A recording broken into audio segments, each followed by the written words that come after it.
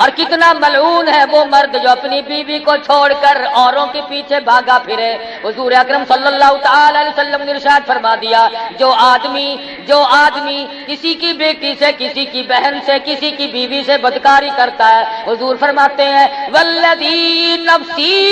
بیدی محمدا، فرمایا مدنی کریم صلی اللہ علیہ وسلم نے جب تک اس کی بیٹی کے ساتھ کوئی زنا نہ کر لے گا اس کی موت نہ آئے گی،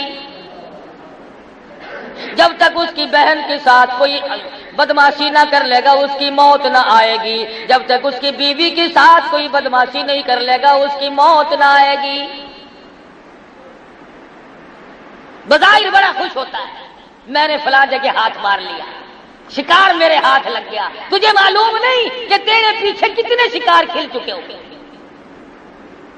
تذکرۃ الاولیاء میں لکھا ہے